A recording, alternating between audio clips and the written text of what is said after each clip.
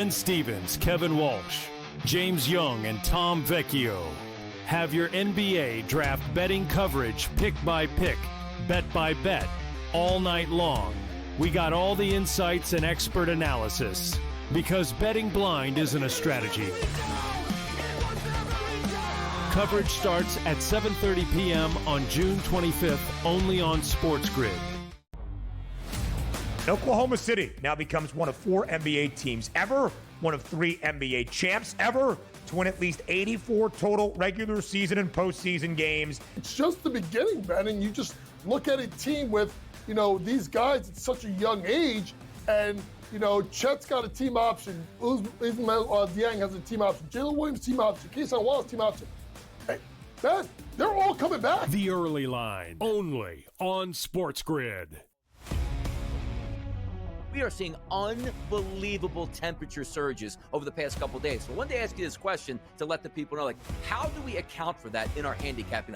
2 good pitchers on the mound, but you look at a place like Wrigley Field, let's just say, 20-mile-an-hour winds blowing out, 90-plus degree temperatures. Is it almost like you say to yourself, you just have to fade the environment and not worry about the pitchers, because if we're hitting fly balls, they're going yard? Pro Baseball Today, only on SportsGrid. As we know, it's just we enter every year and it's, is this the Ravens' time? Is this Lamar Jackson's turn? Can they get past the Chiefs and all of these other, stalwarts of the AFC? But it's always really about Kansas City when we're talking Baltimore. This potentially, Adam, as I send it back to you, potentially is a game changer in that you get a very talented quarter at a discount price. Newswire, only on SportsGrid.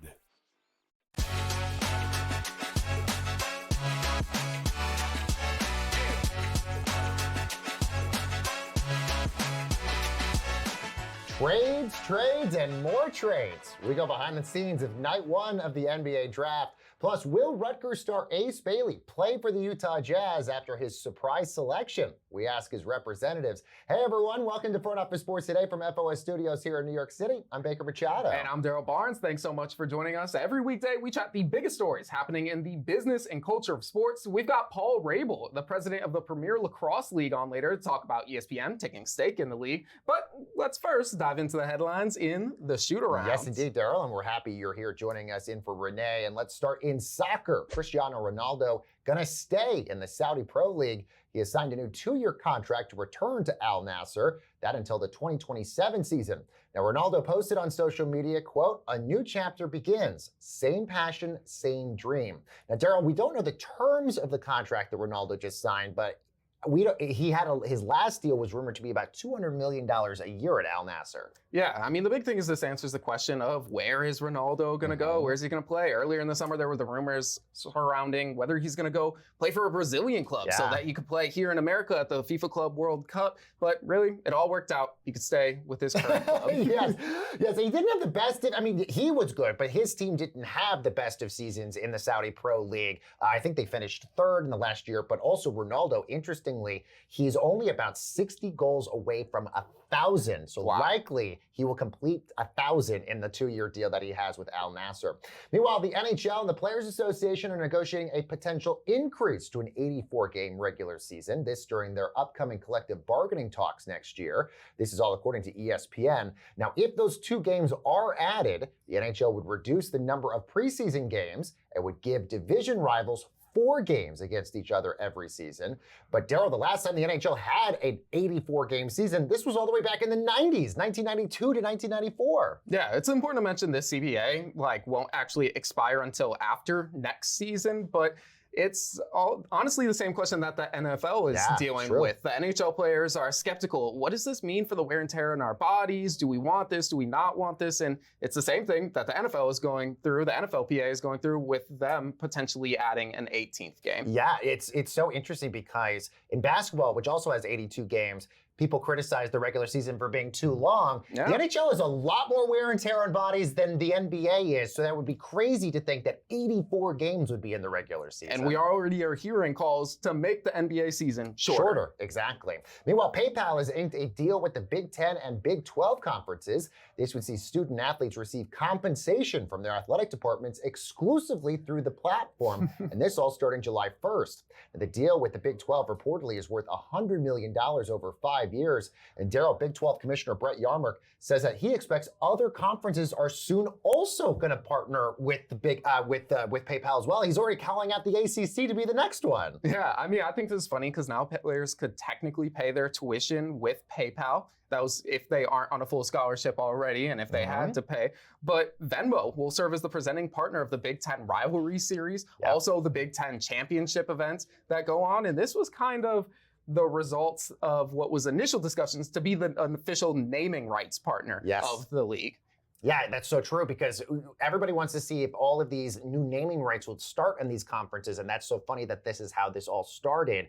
The other thing I think is really interesting here is the fact that, one, people forget Venmo is part of PayPal, which so that's why you're seeing all this integration.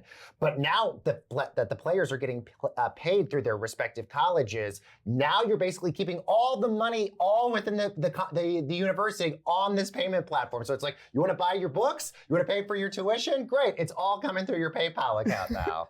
I'm curious, like, can I buy my books with Venmo? Will players get like their payouts from the university after the house settlement like on Venmo? Sounds like it. Well, night one of the NBA draft in Brooklyn is officially in the books as teams loaded up their rosters and introduced the future faces of the league. Now, Derryl was at Barclays Center last night, so let's go behind the scenes of what you might not have seen on TV in our main event. All right, so Derryl, let's go through some of the good that we saw last night. What was it like in the Barclays Center? Obviously, there was tons of players that were there, but what was sort of the energy and the vibe there in the room? Yeah, so my good was the pre-draft vibe. I mean, whether it was standing outside, you're waiting in line, all the fans grouped up in front of the Barclays Center entrance, a beautiful entrance in itself, by the way, but they're sitting there, hype. Okay, they're sitting there. There's people, content creators out there recording, get different content, interviews with different fans who are decked out in their jerseys, little kids running around, some of them in jerseys, some of them in full-on suits. I actually had a little kid come up to me wanting to be interviewed. He was in a full-on three-piece suit, and I was like, this is adorable. But just all the energy leading up to going to your seats and then watching the draft itself was really cool. It is interesting because the way it's sort of structured, at least on television, is you have all the players, their families, and the media people all on the floor. And then you have all of the fans of all of these other teams that are sort of sitting in the rafters, which is kind of like traditionally how it's always been. Also, you see that at the NFL as well, but it felt more rowdy, like it was like an actual event game with the fans screaming all the time. Yeah, it was interesting. I'd say the screaming was like more of the pregame. I felt the energy was high pregame, right? If the draft is the game, it's like pregame energy super high. And then I think where we get into some of the bad and the ugly is what happened during. Well, we'll get to the bad and the ugly here in a moment. My good, just watching it on the television side, is Shams Charania, the insider for ESPN, didn't tip any of the draft picks off in the sense that we didn't see them on social media before of what teams were drafting. So there was sort of this element of surprise of not knowing, where's Ace Bailey going to go? Is he going to fall from 3 to 5? Whereas before, Adrian Wojnarowski had tweeted out where the players were going to go based off of his relationship with the team. So I kind of like that it became a more televised event than seeing it all play out on social media. Yeah, it's a TV product. So after all, ESPN, if they're writing the paychecks to Shams, they're saying, hey, let's make our TV product better. By the way, the other thing I love, the moms. The moms got so much attention last night. We'll get to that a little bit later on in the show. But let's talk about the bad. What was bad last night in the arena? Okay, so the good is obviously the pre-draft spectacle, everything that's going on. Even the red carpet, super cool, right? You got guys like Jared McCain, different streamers, Suni Lee there. But then the bad, But then the bad is that once you get around to pick 10, I want to say, all of a sudden all these people start leaving. Wait, it was quiet? Like it got quiet. So before the draft, it's packed trying to get through the concourse, walking through the entrance and things like that. People trying to take photos and everything like that. But then once you get to pick 10, all the excitement around Cooper Flagg is gone. Yeah, because he's gone. Yeah, you're about 50 minutes removed from him getting drafted. So then it's like, well, casual fans who are just there to see Cooper Flag, to see those first few picks, they're leaving. That's so interesting because after picks 10, there were so many trades. I think 6 or 7 that happened last night after pick 10 that you would have thought that would have been all the excitement and the drama was happening after 10, but it doesn't seem like that was the case. Yeah. You mentioned sort of the pomp and circumstance that you liked the energy at the beginning. I actually hated the idea of the players getting sort of like game introductions at the beginning before the draft even started. You had the public address announcer, saying their names, where they're from, some little bios. And it just added 15, 20 minutes to the broadcast that I thought, you don't need. They're going to have their names called. They're going to have their amazing moment. I just didn't feel like we got the player introductions for the NBA Finals. We don't need player introductions for the NBA draft. Maybe that's just me. I don't know. All right, so let's talk about the ugly last night. And I think this is one thing I think both of us could agree on was really ugly, and it has to revolve around Adam Silver last night. Yeah, I was shocked, honestly, by the amount of boos that Adam Silver got. Especially just as soon as Adam Silver walks out, it's like, wow, the commissioner's here. No cheers. It was all just boos. So who was booing him? It was just the fans in general. I think it was a lot of animosity still towards how can we let the Mavs get the first overall pick, because it was boos when you heard Adam Silver, boos when it was any reference to the Mavs.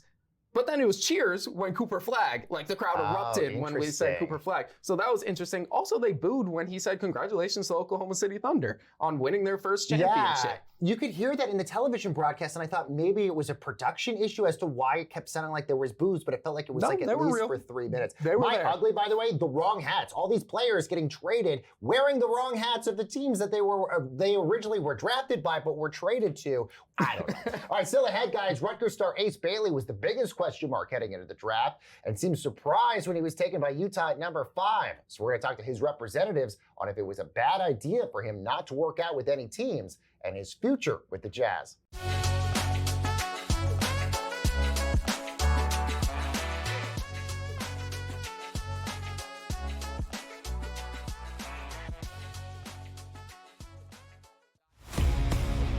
Just seemed like a salary dump, and that's what the shocking part of it is. But also, let's take a look at this. From a Giants perspective, they have money to spend. People weren't taking their money. Now that they hit the trade market, and quite frankly, I thought they got a steal. You're talking about a guy that should be good in the major leagues for the next 7 to 8 years in his prime, and the going rate of a salary for a great baseball player from the free agent market, it's $300+ million. I thought San Francisco made out well. Pro Baseball Today, only on SportsGrid. What do you make of this price tag here, reportedly, of $1.7 billion for a club that right now technically doesn't even have a home ballpark? We don't see a lot of teams sold in Major League Baseball. I mean, if you go back to 2020, Steve Cohen bought the New York Mets for $2.4 billion. The only team sold since then was the Orioles last year, also for around $1.7 billion. Newswire, only on SportsGrid. It was the first time, I think, in Dodgers history that the ballpark was full in the first inning. Everybody was there to see Shohei Ohtani throw his first pitch as a Dodger, and I had mixed emotions about this for a few reasons. Number one, it was a reminder of, wow, this is so crazy, right? You're watching him hit 98, 99, even 100 on the radar gun going, this guy's not human. Nobody should be able to be this good of a hitter or this good of a pitcher. Fantasy Sports Today, only on SportsGrid. I can't even believe I'm saying pitcher's battle and using the words Patrick Corbin. But can I tell you, Scott, he's a different guy. He's a totally different guy with the Rangers than we've seen. I say this all the time. Don't worry about the first 5 innings. Don't even watch the first 5 innings in Texas Ranger game. Because for whatever reason, there's a ton of runs scored in the first 5, and then it just stops. It just stops. Game time decisions, only on SportsGrid.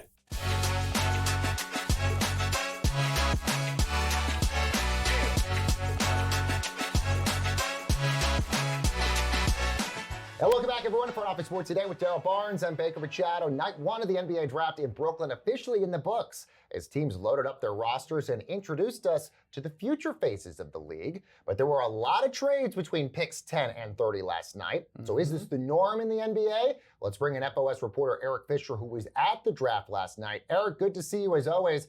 I guess what were your thoughts on the amount of trades last night? It felt like there was a ton.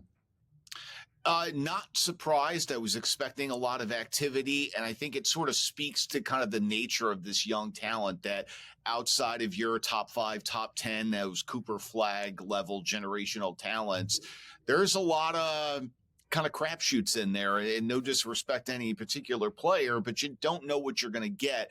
And what I saw with a lot of these trades are teams looking to service other needs, whether retool their roster, get their salary cap in order, set themselves up for future years, address positional depth, other things beyond the players themselves. And so there were a lot of these other bigger issues at play that was fueling a lot of the activity. And so how about for the amount of trades, how does that affect the draft night experience? Does it make it easier or harder to follow? Because I feel like the free agency mantra is, hey, more trades, more fun for an offseason. But draft night specifically, does it make it harder to follow?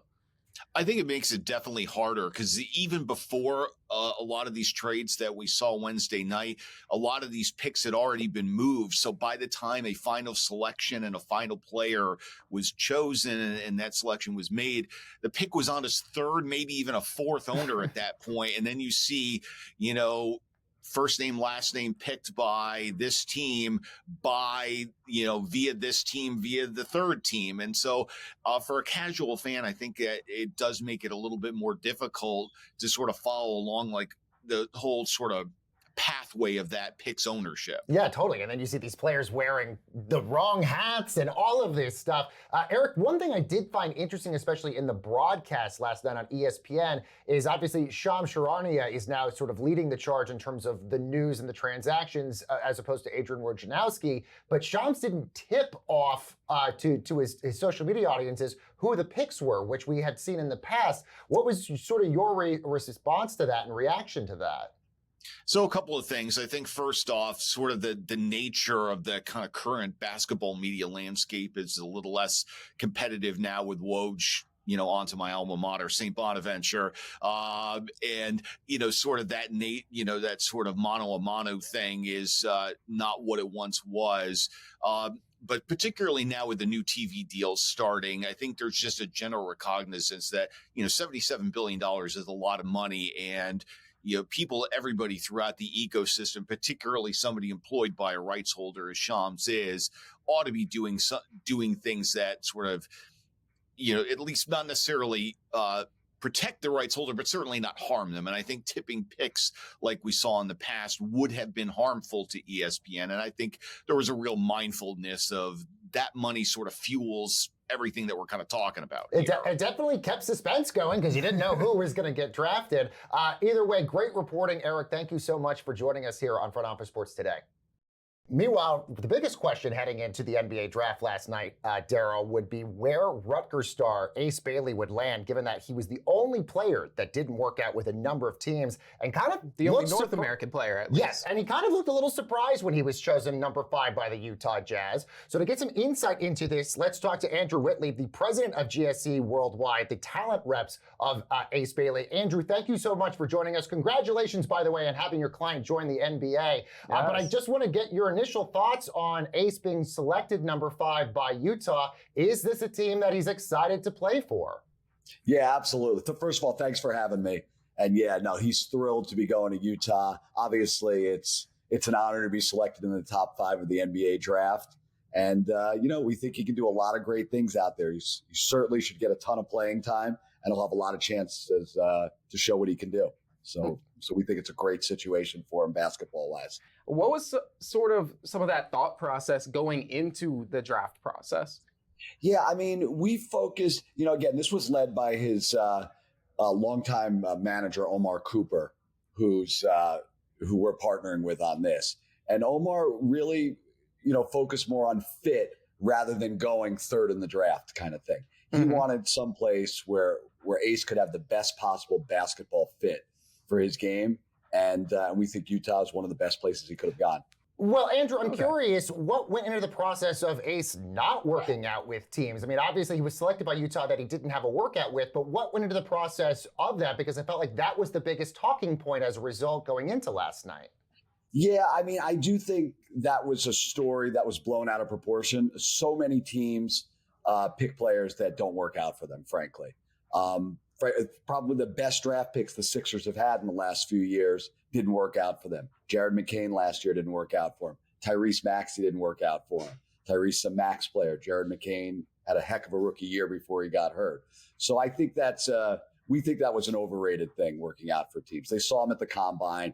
They scouted him extensively last year. He went to Rutgers, Big Ten. They had multiple 10, 20 scouts in every single game. This is not a guy that they didn't have film on.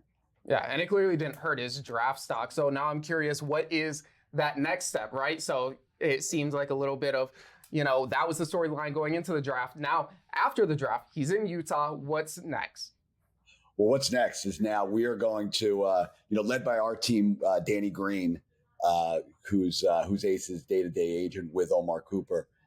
He's going to be heading up that charge. And, we're going to literally put, so many things in place. So all he's going to do is be able to focus on basketball and getting better and being the best possible player he can be and helping that team play a lot better than they did last year. And for many years to come, we think he'll be, one of the. Andrew, do you think there's going to be brand deals for this? Like, do we expect more brands that want to work with Ace? Yeah, I do. Ace is a great kid. All the stuff that was talked about leading up to the draft, that's in the past now. Salt Lake City is a growing market. They don't have any other professional sports teams. It's all about the Jazz there. And we think it's going to be great for him brand deal wise. And frankly, we're sending 2 of our marketing guys out there on Monday for 4 days to meet everybody. There's a whole tech center there now. Obviously, Ryan Smith is a very active owner. We couldn't be happier to be out in Utah. Well, a lot of basketball fans really excited to see what Ace Bailey brings the NBA. Andrew Whitley, the president of GSC Worldwide, the representatives of Ace Bailey. Thank you so much, Andrew, for joining us. And coming up next, everyone, on Front Office Sports today, the Professional Lacrosse League signs a big deal with ESPN. We're talking to their president right after this.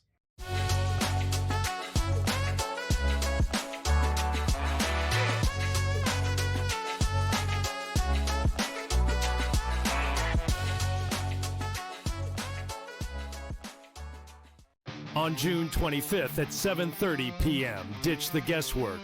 Ben Stevens, Kevin Walsh, James Young, and Tom Vecchio have your NBA draft betting coverage pick by pick, bet by bet, all night long. We got all the insights and expert analysis because betting blind isn't a strategy. Coverage starts at 7:30 p.m. on June 25th, only on SportsGrid.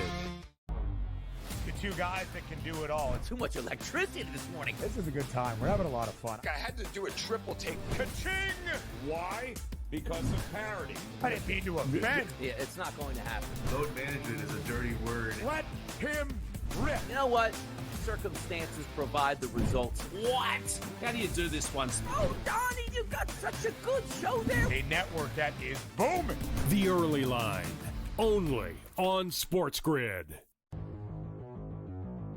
Dialing it back to his old days with St. Louis and Arizona. Buy or sell, Goldie will finish top 7 in fantasy first baseman. No, I'm going to say no. I think he'll fall off. Older player here, he'll be top 10, but not top 7 here. Top 10, I would say I'd buy it. Top 7, I'm going to say no here. I think he'll put up decent numbers here. Not as good as he was. I don't think he's going to bat 340, 350 all year long. Fantasy Sports Today, only on Every 5 days, it's really exciting when Skeens pitches, and it's terrible watching him pitch because every time he pitches, they don't score. Having him hit the lineup probably would actually help when he pitches. There's no way to do it because you can't, but yeah, it's beyond frustrating. And the numbers will tell you, the books have adjusted. Pharrell Coast to Coast, only on SportsGrid.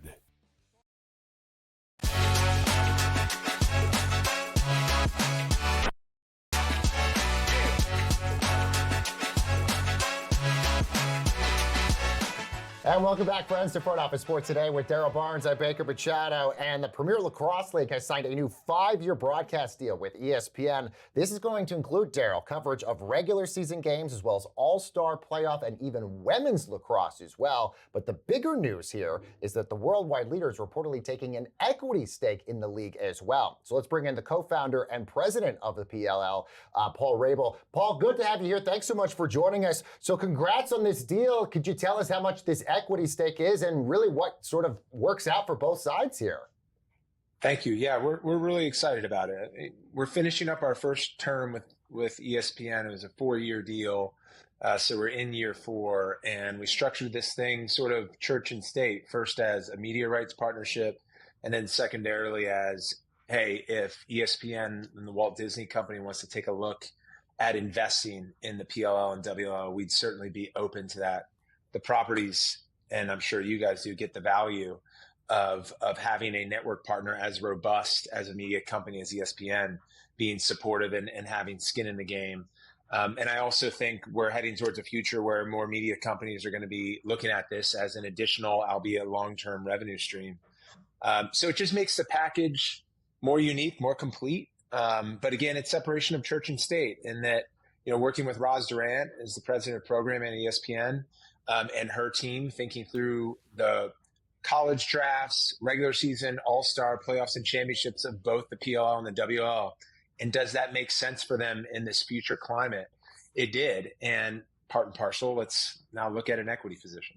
And you bring up the WLL, first time that it's included in a media deal. What does this mean for the, growth of women's lacrosse?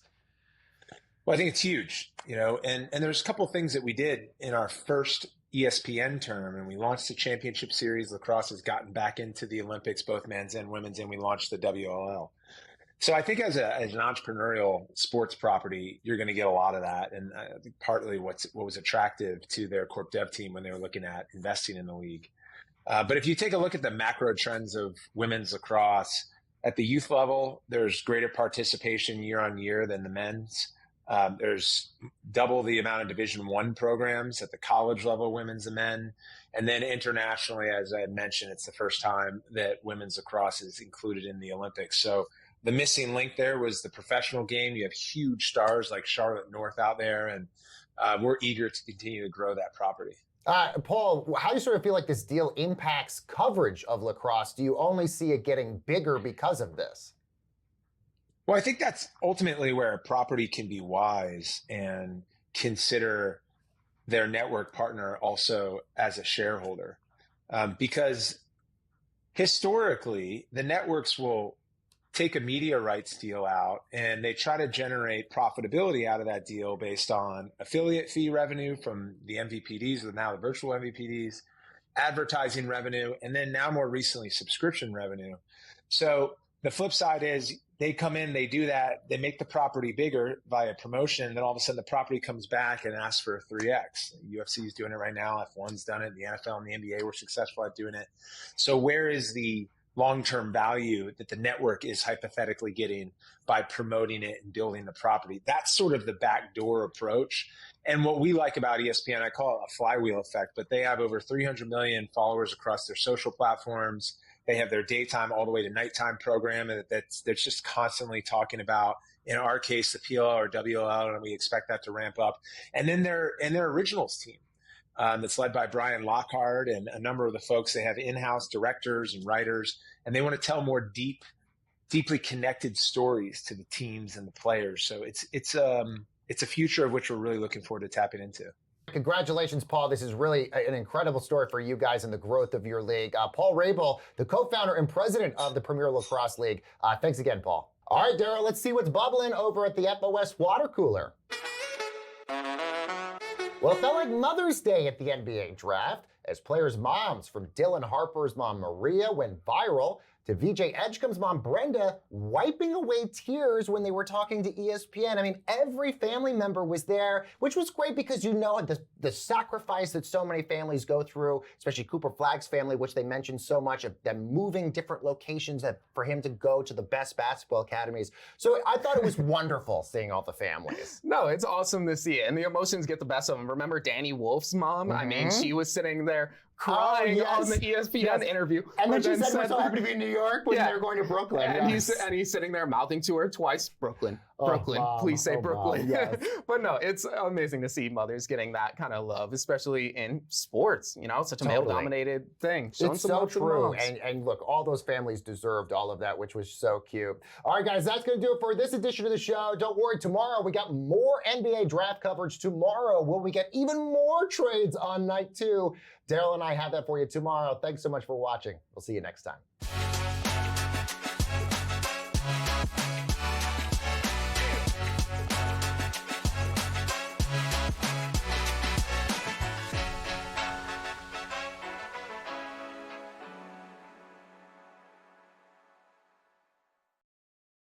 It just seemed like a salary dump, and that's what the shocking part of it is. But also,